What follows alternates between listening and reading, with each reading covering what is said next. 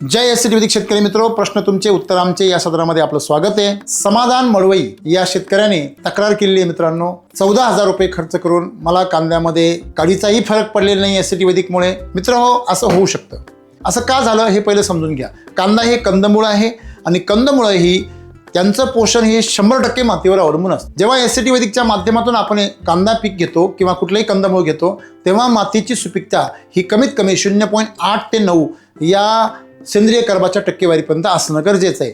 जेव्हा कांदा पिकाला हलकी जमीन आपण वापरतो, रासायनिक खतांमधील जे ॲसिड असतं ते त्या मातीवर प्रक्रिया करून मातीमधला कस काढून घेण्यामध्ये समर्थ असतं, म्हणून स्वस्तामध्ये तुम्हाला तिथे रिझल्ट थोडेफार दिसतात। पण एस वैदिकमध्ये तुम्हाला थोडेफार रिझल्ट दिसू शकत नाही, कारण एस वैदिकमध्ये जर आले तर भरपूर रिझल्ट येतात, नाहीतर अजिबात येणार नाही। काय येणार नाही? कारण एस वैदिक पहिलं मातीला बलवान करतं। माती तुमची सुपीक होण्यासाठी तुम्हाला अशा जमिनीमध्ये जास्त बेसल डोस टाकणं गरजेचं आहे। कृषी अमृत, त्याच्यामध्ये RNPH आणि सम्राट शक्ती मिराकल ह्युमस गोल्ड याचा तुम्हाला बेसल डोस टाकणं गरजेचं आहे। म्हणून आम्ही सांगतो की 10 गुंठे क्षेत्रावर कांदा करा आणि त्याला तुम्ही पहिला बेसल डोस मातीला, दुसरा तुमच्या पिकाला आणि तिसरा तुमच्या खिशाला, अशा प्रकारे बेसल डोस टाका।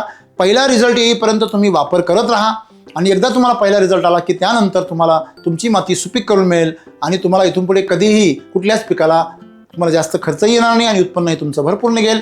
अधिक माहितीसाठी आमच्या अधिकाऱ्यांना संपर्क करा आणि कृपया अशा अर्धवट वापरापासून स्वतःला सुरक्षित ठेवा। तुम्ही 1 एकराला 1 बेसल डोस टाकण्यापेक्षा 10 गुंठ्याला तुम्ही 3 बेसल डोस टाका, तुम्हाला 100% रिझल्ट भेटल्याशिवाय राहणार नाही। धन्यवाद।